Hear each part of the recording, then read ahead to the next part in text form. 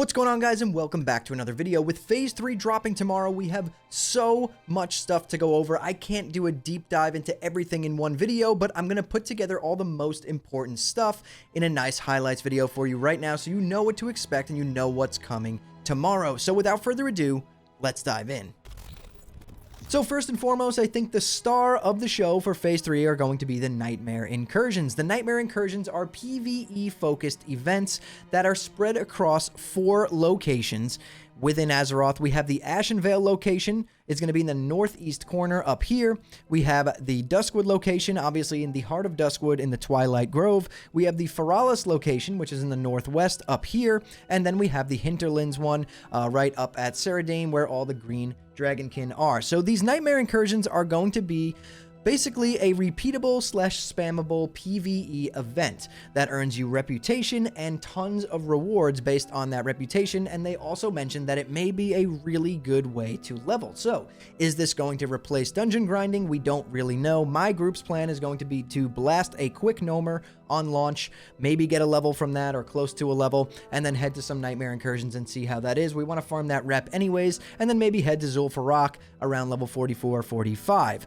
So as for the rewards, there are tons of awesome rewards from this. I'm not going to go into every single one, but I will link this down below for anyone who wants to get into it. Just to highlight a few though, we have the Dream Imbued Arrows, which are a green arrow that requires level 44, that has 15 DPS on it for our hunters out there. We have the Catnip for Druids, which is an on-use item that will increase your attack speed by 50% for 30 seconds. We have some epic rings, Roar of the Dream, Roar of the Guardian, Roar of the Grove. We have the epic Nightmare Focus Staff with 29 spell damage and 30 stamina and 26 intellect on it. And then, of course, my favorite here are the PvP sets. We have the plate set, that's going to give you strength, stamina, agility, attack power, and stamina on the set bonuses. We have the plate healing set for our holy paladins. There's a set for every single class and spec here, which is really nice. These sets might be our pre-bis jumping into the raid, so if you can get to Honored really fast, it looks like this is going to be the play, right? And honestly, these might be tons of fun. We don't really know yet. We don't know enough on them. They said they're going to give us a little deep dive before launch, so we're going to have to wait and see for that. But these might be one of the fastest ways to level from 25 onward now in Season of Discovery. And as you can see here, they're giving kind of like level requirements for each one. The Duskwood one, you can start at 25, the Ashenvale one at 40, and the Feralas and the Hinterlands ones obviously are level 50. So jumping into our next important thing here that we want to talk about, this just came out yesterday, but we have the Explorer's Imp. Basically, the Explorer's Imp is something for warlocks. So to give a little bit of an overview, this pet can be summoned and sent into fell portals to obtain various treasures for warlock summoners. The full guide also includes portal locations and treasures that have been found, which you can find below. This is currently already in the game, and we'll show you a video shortly. To acquire the new spell Explorer's Imp, you simply have to use Drain Soul on any enemy monster. Each time a monster is killed with Drain Soul, there is a high chance the warlock will obtain an Explorer's Soul. The Explorer's Soul item will teach the warlock Explorer's Imp, allowing you to summon the Explorer's Imp whenever the warlock wants to. Warlocks can have both the Explorer Imp and the regular warlock pets out at the same time. How to get rewards from the Explorer's Imp. While a warlock has their Explorer Imp summoned, they might come across various fell portals in the open world. While near a fell portal, the warlock can speak with the Explorer Imp and send them into the portal. Once inside, the warlock will gain a buff, Imp on a Mission, which will prevent the warlock from summoning another Explorer Imp. After some time has passed, the buff has faded, the warlock can summon their Explorer Imp again. Once summoned, the Explorer Imp will reward the warlock with an otherworldly treasure containing various items and sometimes gold. So that's really cool. That's a nice addition for warlocks, a nice little quality of life thing there. Maybe farm yourself some gold, AFK kind of, and maybe get some cool items, right? So the next thing I want to talk to you guys about is some of the re-itemized dungeon loot. So we're going to jump over here and take a look at, they gave us some examples here. I'm sure this is not everything, but these are some of the most important ones. So most of you plate wearers out there know the Big Bad Pauldrons. They are one of the coolest looking shoulders in Classic WoW. We have the old version that gave you 12 strength, 12 stamina, 8 spirit. The new version is now giving you 12 strength, 8 agility, and 12 stamina, so a little bit better for DPS. We have Princess Theradras's Scepter, which is now a druid mace, 13 strength, 10 agility, 15 stamina, 9 spirit, 67 attack power in cat and bear forms, which is really nice. The Blade of Eternal Darkness, which is the dagger. It's now giving you 20 spell damage and an equip effect to land a damaging spell to deal 100 shadow damage and restore 100 mana to you with a chance on hit. And then there's a ton here. We have Sulthraz the Lasher. The old version was 2.6 speed, 163 top end damage with a chance on hit to strike an enemy with the Rage of Sulthraz, lowering target strength by 15 and deals 90 to 210 shadow damage with an additional 125 shadow damage over time. This was the new version, but apparently a new version has been data mined that has a 2.0 speed, so it's apparently going to be BIS for all the Ret Paladins out there, so ignore this version. This is apparently not the version that is currently in the game. I'm not going to go over every single piece of gear here, because like I said, I don't know if it's accurate. Some of it is, some of it isn't, and I don't want to give you guys the wrong information, but instead, what I'll do is I'll link this down below so you guys can do some speculation yourselves. But it looks like they really did a great job re-itemizing a ton of this dungeon loot. I mean, the Blade of Eternal Darkness right off the bat is such a massive one, just giving you 20 spell damage. That's huge. So that's really interesting. And as we scroll down, you have some Blackrock Depth stuff, and then obviously all the Sunken Temple stuff as well. This is the new Chained Essence of Irenicus trinket, 10 stamina, 10 nature resist, and an on use to poison all enemies in an 8-yard radius around the caster. Seems a little bit weak to me. I feel like they could have made this a little bit stronger. So again, I'm not sure if this is 100% accurate.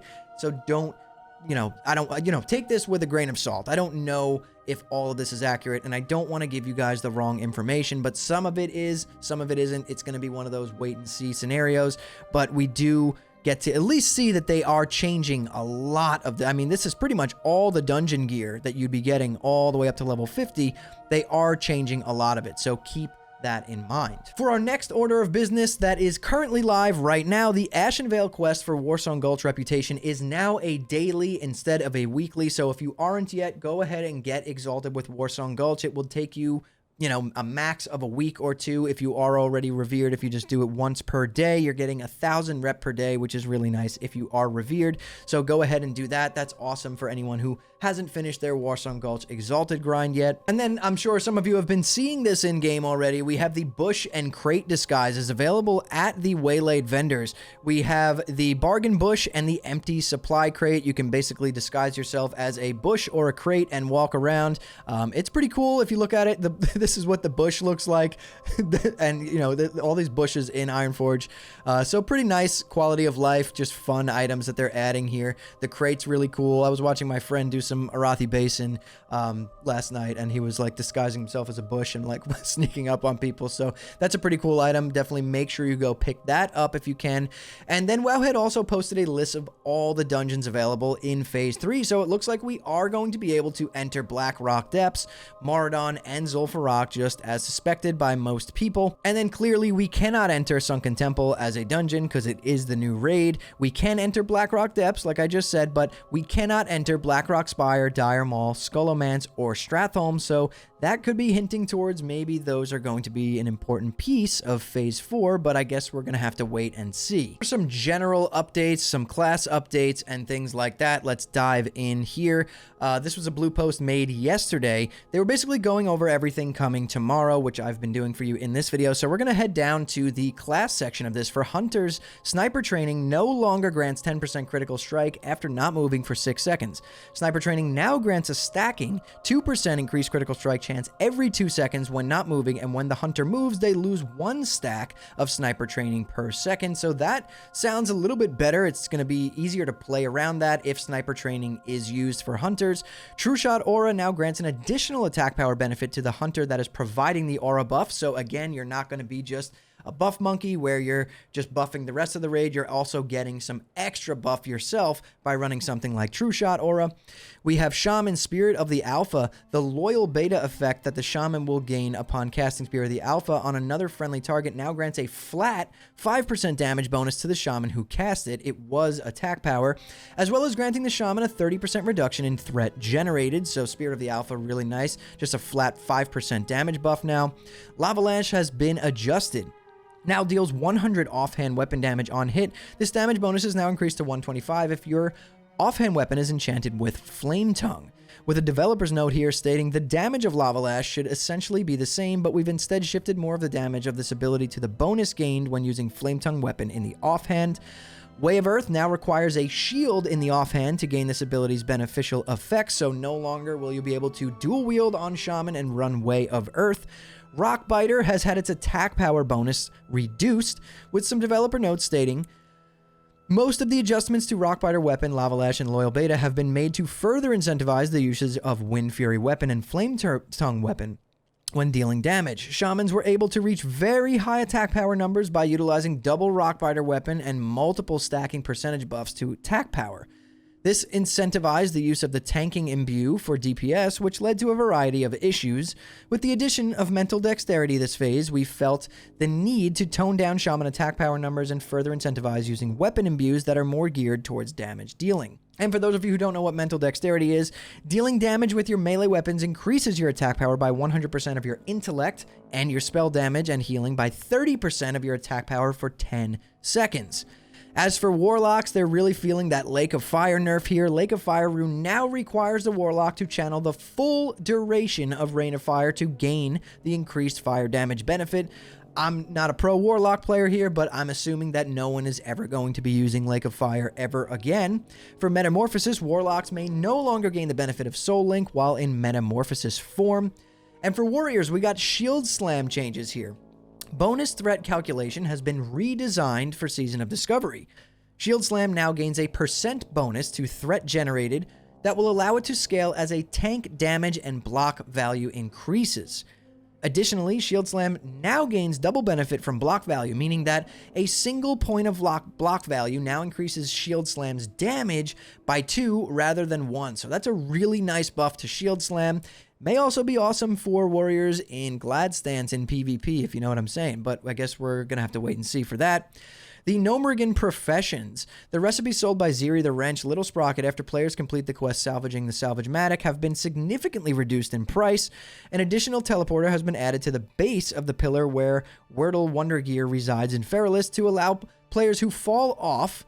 Oh, okay, so basically if you fall off of that little spire where Wonder Gear is, you can now teleport back up to him without having to travel all the way back to Booty Bay, which is really nice. As for some changes to the Blood Moon event, we have the existing Bloodstained Commendation items have been removed from Mazin's vendor list. Now these commendations have been replaced with a new version of the Bloodstained Commendation that is now purchasable with a new Massacre coin, currency that will be available from players level 48 and above.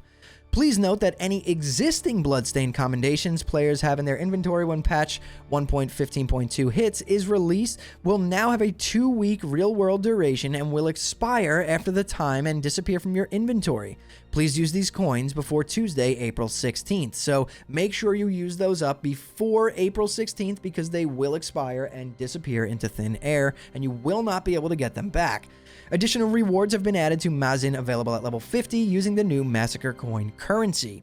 As I stated earlier, the Battle for Ashenvale, Repelling the Invaders, and Clear the Forest quests now can be completed daily. They are no longer weekly quests, so for anyone who has not gotten exalted with Warsong Gulch yet, this is your time to shine. You can now do it once per day for a ton of reputation. And we talked about this in a previous video, but the Wastewander water pouches and the Troll Tribal necklaces will no longer grant experience in Season of Discovery, so if you have been stacking those up to try and boost your way up to 50, just know that it will not work. The repeatable Warsong Gulch and Arathi Basin Marks of Honor quests in the 30 to 59 level ranges no longer grant experience either, so make sure you remember that. And then they go on to state any extra Warsong Gulch Marks of Honor gained past 20 will now once again mail the player the extra marks. However, marks cannot be restored via the self-service mail recovery system on the Battle.net support site, so you will need to claim them and use these marks within 24 hours. Level 50 class quests from Sunken Temple now grant players all of their loot options rather than a choice of options. With a developer note stating one common issue with these quests is that some of the rewards could be a bit of a trap to new or less experienced original WoW players. There are a few trinkets in particular that may look appealing at first glance, but have a lot of ongoing power and utility. Less experienced players would often pass on those rewards in favor of a more immediate armor upgrade, only to find out later that they made a huge mistake. Because these quests are now raid quests that often take the player deep within the new raid, we felt it was appropriate to be a bit generous here to allow players to gain all 3 rewards for their class quests. Please note, we did not adjust these rewards at all for Season of Discovery, as most of them are already quite powerful. aka Diamond Flask. So now you're getting every reward from those quests instead of having to choose just one. So some good changes there. And again, Zul'Farrak, Uldaman, Maraudon, and Blackrock Depths have been revamped with new and updated item stats. The PvP honor system. With the release of Phase 3, players will gain the ability to rank up in the PvP system, with the rank cap being increased to 7. So starting right now, as of Tuesday, you can start ranking up to rank 7 in PvP. If you guys want a nice ranking weak aura or add-on, I'll link them down below. They can help you determine how much honor you need to get to the next rank. And yes, a new set of level 50 PvP gear has been added to the PvP vendors in Stormwind and Orgrimmar. Boots and gloves are available at rank 5, shoulders and legs are available at rank 6, and chest and helm are available at rank 7. And then another showstopper here, dual talent specialization is currently live. I picked it up yesterday when it was in Tanaris, but it is no longer there. They took the vendor down for quite a bit and replaced where Grandag Brightbeard is. So you can now pick up dual talent specialization for 50 gold at level 40 in Ironforge or Orgrimmar. So that's it for all the highlights coming tomorrow, and most of this stuff is already live. It seems like right now, all we can't do is level to 50, but everything else is live. The Nightmare Incursions are not, but the Explorer's Imp is in there, the Bush is in there, the Crate is in there. You can rank up in PvP, so make sure you guys are ready for this launch. That was the purpose of this video. I just wanted to give a general overview. If I missed something, I'm sorry. There's just tons of information. I can't get through all of this in a single video that's less than an hour long. So hopefully this helped any of you who have not been up to date on this stuff, but obviously tomorrow I will be live throughout the entire launch. I'll be live all weekend long over on Twitch at twitch.tv/hammerdance. So definitely go give me a follow on there and come hang out live. We're going to be doing everything. It's going to be a lot of fun. Like I said, we're going to jump into a Gnomer, and then we're going to go from Gnomer to doing some of the Nightmare Incursions, see how the XP gain is there, and we're going to be doing this stuff fast, like within the first half hour of launch. So yeah, come hang out on the stream if you want to hang out and have a good time on launch day or all throughout the next 5 days. And also, if you guys are looking for an awesome community, we are Alliance on Lone Wolf with some Horde alts over on Crusader Strike, but we main Alliance on Lone Wolf. If you want to join the Discord, I'll drop a link to that in the description below. We have a big guild with a lot of friendly and helpful people. We have a lot of fun together. We did have 4 raid groups going for this past phase and phase 2, and I think going into phase 3 we might have 2 raid groups going at some point, starting with 1,